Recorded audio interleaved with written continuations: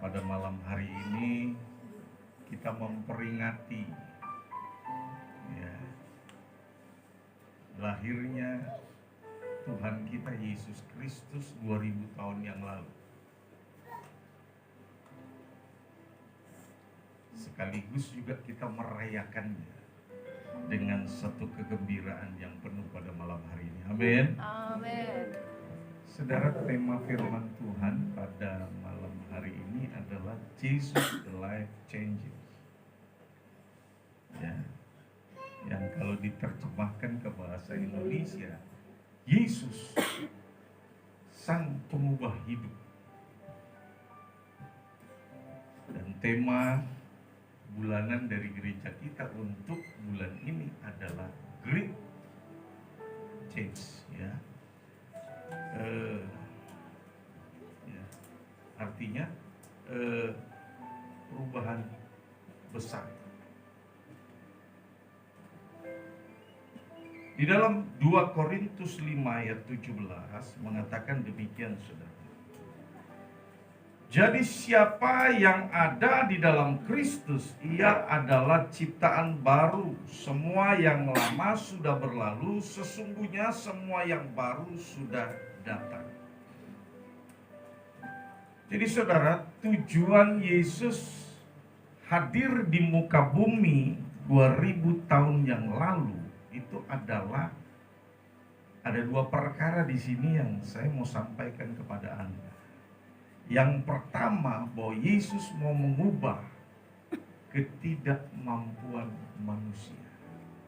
Dalam hal apa? Dalam hal membuka hubungan dengan surga. Melalui berbagai cara, termasuk di zaman dahulu kala, sampai-sampai orang terkuat di dunia dengan seluruh kapasitas, dengan seluruh sumber daya yang dia miliki, dia membangun menara sampai mencapai puncak langit, gitu ya, yaitu menara Babel. Tapi ternyata upaya usaha daripada Nimrod tidak membuahkan hasil, bahwa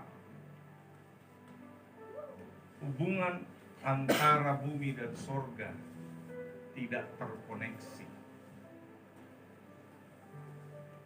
Dan di sepanjang zaman manusia berusaha membangun hubungan dengan sorga, namun aksesnya tidak pernah terbuka atas segala upaya usaha yang dilakukan oleh manusia. Kita lihat bagaimana orang yang paling hebat sekalipun di dalam melakukan kebaikan, saudara, dia tetap tidak bisa membuka akses surga. Siapapun itu. Di dalam Roma 10 ayat 9 sampai dengan 10 mengatakan, sebab jika dengan mulut kamu mengaku bahwa Yesus adalah Tuhan dan dengan hatimu kamu percaya bahwa Elohim telah membangkitkan dia dari kematian, maka kamu akan diselamatkan. Sebab dengan hati seorang percaya ia dibenarkan, dan dengan mulut seseorang mengaku ia diselamatkan. Saudara, bahwa sesungguhnya tidak terlampau sulit untuk bisa membuka akses surga. Firman Tuhan berkata, hanya cukup dengan percaya dan mengaku.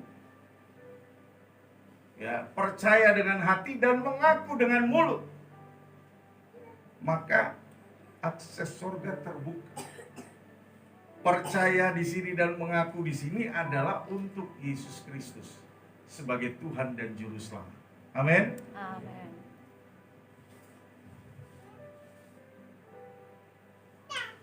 Dan kalau kita perhatikan, saudara, bahkan tidak ada seorang pun tokoh besar di muka bumi ini yang berani dan mampu memberi jaminan akses sorga terbuka. Enggak ada. Jadi hanya Yesus saja yang berani dan mampu membuka akses surga. Pertanyaannya kenapa? Karena Yesus adalah pemilik surga. Berarti dia berani memberi jaminan. Dia berani memberi kepastian. Sebagai pemilik surga. Ketika saya mengundang Anda untuk datang ke dalam rumahku, untuk menikmati apa yang ada di dalam rumah. Karena rumah itu adalah milik, maka aku akan berani menjamin bahwa Anda akan dapat bebas untuk memakan segala sesuatu yang disediakan. Karena aku adalah pemilik. Tetapi kalau tetangga, nggak mungkin dia berani memberi jaminan ketika dia mengundang untuk hadir di rumah. Nah, Yesus berani menjamin akses surga menjadi bagian kita untuk tinggal di dalamnya karena dia adalah pemilik dari surga. Jadi ada kepastian di sini. Yohanes 14 ayat yang ke-6 berkata, Yesus berkata kepadanya, Akulah jalan dan kebenaran dan hidup. Tidak ada seorang pun yang datang kepada Bapa kalau tidak melalui aku. Amin. Yesus menjamin orang dapat mencapai Bapa kalau lewat dia. Tapi coba perhatikan betul-betul bunyi daripada ayat ini. Kata per kata. Ternyata ada yang terlewati selama ini oleh orang-orang Kristen mungkin, saudara. Bahwa sebenarnya ada tujuan yang Tuhan buat, bukan hanya sekedar membawa orang datang kepada sorga, tetapi memperkenalkan. Perhatikan baik-baik, bukan hanya melalui Yesus orang bisa ke sorga, tapi di situ ada tugas, ada misi yang Yesus emban, saudara, yaitu membawa manusia datang kepada Bapa. Nah, bagaimana mungkin manusia bisa datang kepada Bapa kalau Bapaknya saja ditolak?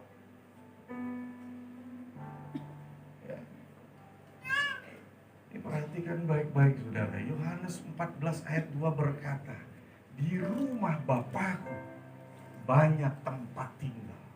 Perhatikan baik di sini bahwa Yesus tidak berkata di rumahku, sorga itu. Tetapi dikatakan itu rumah Bapakku. Di rumah Bapakku banyak tempat tinggal. Yesus yang mengatakan demikian. Dan dia mau supaya setiap kita berada di sana, supaya tempat di mana dia berada, di situ kita berada. Amin. Dia merilis jalannya. Dia mendahulukan kita untuk mempersiapkan segala sesuatu. Dan passwordnya adalah percaya kepada dia. Tapi tidak cukup, saudara. Anda juga mesti percaya kepada Bapa yang mengutus dia. Bapak yang punya rumah di surga. Okay. Nah, jadi tujuan Yesus datang ke muka bumi, yang pertama merubah ketidakmampuan manusia untuk membuka akses ke surga, sehingga tanpa usaha, tanpa upaya, dia menyelesaikan itu semua bagi kita. Sehingga akses ke surga terbuka tanpa harus kita yang berkorban, tetapi melalui korbannya akses surga terbuka. Amin. Yang kedua, yaitu merubah perilaku manusia dari jahat ke baik. Keadaan manusia secara natural itu jahat. Sejak manusia makan buah pengetahuan yang baik dan yang jahat, sejak pada saat itu pula manusia, firman Tuhan berkata di dalam Kejadian 6 ayat yang ke-5, saudara, pikirannya hanya memikirkan perkara-perkara yang jahat, maka kejahatan demi kejahatan terjadi di muka bumi di sepanjang zaman, dan bahkan semakin jahat semakin hari keadaan manusia.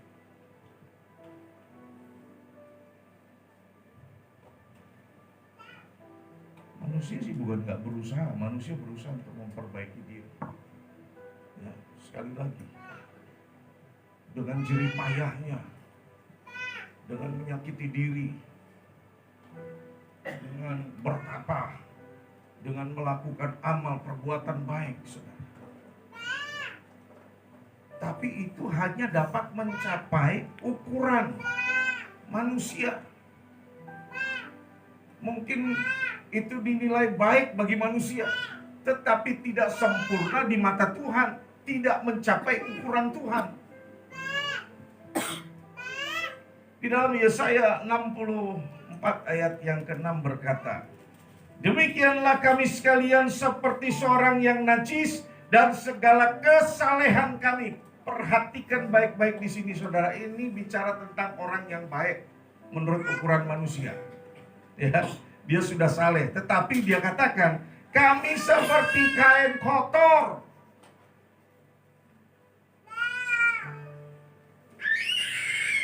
Kalau terjemahan aslinya, saudara, itu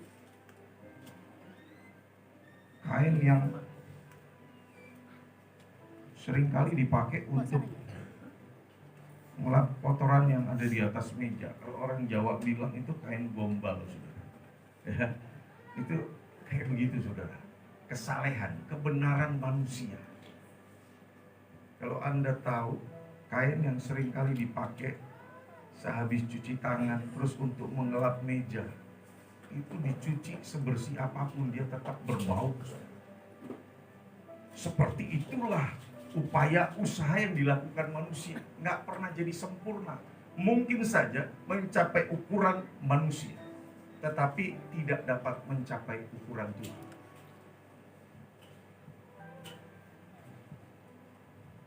Kami sekalian menjadi layu seperti daun dan lenyap oleh kejahatan. Kami seperti daun dilenyapkan oleh angin.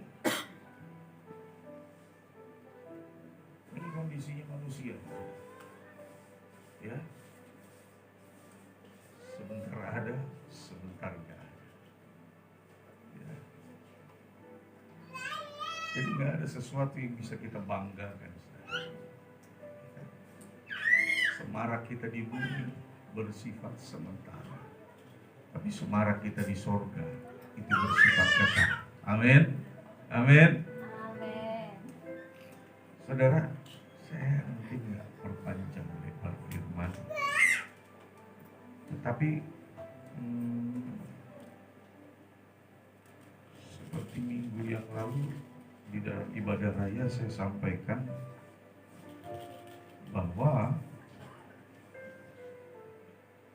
sebelum tutup tahun ada kesempatan besar dan ada perubahan besar yang akan terjadi. Ya, dan itu sudah disampaikan melalui nubuatan. Dan bagi Anda yang merasa menerimanya, signalnya akan kau terima di akhir bulan ini juga. Kau akan lihat tandanya, maka makin pertajam frekuensimu di dalam berhubungan dengan Tuhan. Jadi di dalam ibadah itu jangan anggap sebagai satu kebiasaan, satu rutinitas, bukan.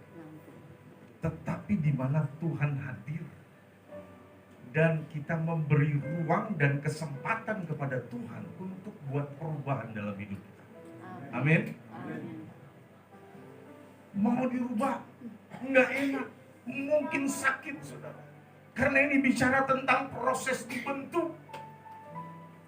Tetapi kalau kita mau masuk di dalam proses itu untuk dibentuk oleh Tuhan, pada tahun ini akan ada kesempatan besar yang kau lihat. Dan kau boleh ambil. Dan akan ada perubahan yang besar yang kau alami. Ada kesehatan finansial, anak-anak, usaha pekerjaan, akan ada perubahan yang luar biasa. Amin. Amin. Tapi itu tadi, saudara. Yang menjadi problem di sini adalah bahwa mau nggak kita masuk di dalam proses Tuhan, mau nggak kita dibentuk agar kita menerima kesempatan besar dan perubahan besar terjadi dalam hidup kita. Ya. Nggak ada yang bisa merubah hidup kita kecuali Tuhan terlibat atas upaya usaha kita. Upaya usaha kita nggak akan membuahkan hasil tanpa Tuhan terlibat di dalamnya. Kita mau merubah diri, nggak gampang, saudara. Ya. Sebagai salah satu contoh, dulu saya seorang perokok berat, bukan perokok ringan.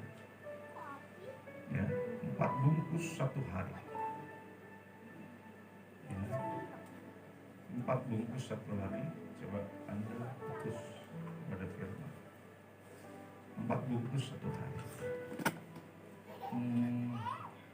Saya berupaya untuk berhenti merokok. Ya. Saya upayakan dengan kemampuanku sebagai seorang manusia untuk bertindak. Ya. Ternyata saya berhasil mengurangi dari 4 bungkus rokok satu hari menjadi 2 bungkus dalam tempo beberapa waktu. Tapi masih kurang, masih belum maksimal. Terus diupayakan lagi sampai akhirnya menjadi 1 bungkus dan kemudian tinggal 1 batang satu hari. Dan apa terjadi kemudian, saudara? Begitu kambuh, balik lagi, bahkan lebih daripada 4 bungkus.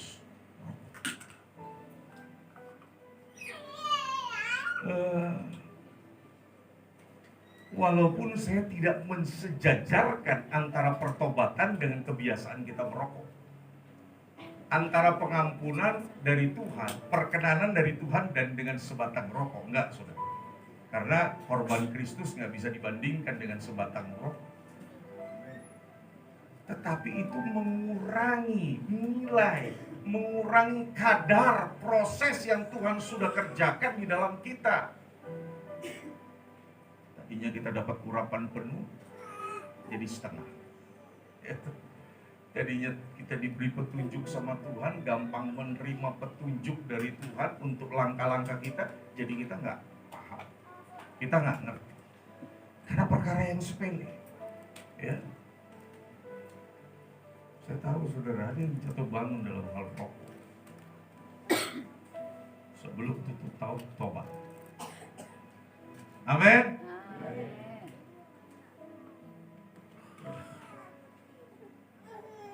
Rubah supaya tubuhmu sehat. Banyak orang ingin sehat, keluar duit banyak. Sekarang kau yang sudah diberi kesehatan, kau sia-siakan kesehatan tubuh.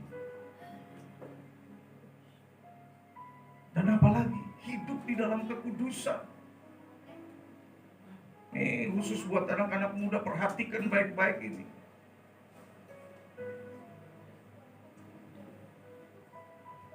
Apalagi yang masih pacaran, saudara, belum tentu jadi, percaya. Ya, saya kasih tahu belum tentu jadi. Makanya jangan sembarangan. Ya, harus hargai. Jangan sembarangan. Pegang sana, pegang sini. Jadi nggak kudus. Akibatnya apa? Karya Tuhan nggak sempurna. Dikerjakan di dalam. Tapi itu terjadi dari diri kita sendiri, bukan dari Tuhan. Dan masih banyak lagi lainnya. Setia kepada pasangan hidupmu, pada suamimu, pada istrimu. Kalau kecenderungan manusia itu memang firman Tuhan udah bilang, dia hanya mikirin kejahatan tiap hari pikirannya. Maka firman Tuhan juga bilang, biarlah engkau merenungkan firman Tuhan siang dan malam. Kalau kita merenungkan firman Tuhan siang dan malam, maka tidak ada kesempatan untuk kita berpikir jahat. Amin. Berpikir jelek, berpikir cabul. Enggak. Karena yang kita pikirin hanya firman, hanya kebaikan Tuhan. Maka refleksinya adalah kita jadi pelaku firman, dan otomatis Tuhan disenangkan. Kesempatan besar dan perubahan besar terjadi ketika kita mau diproses sama Tuhan. Amin. Biarlah kiranya apa yang Anda dengar pada malam hari ini boleh memperlengkapi hidup untuk terus maju ke depan di dalam hari-hari yang semakin sulit, tapi engkau berkemenangan karena Tuhan ada beserta. Amin.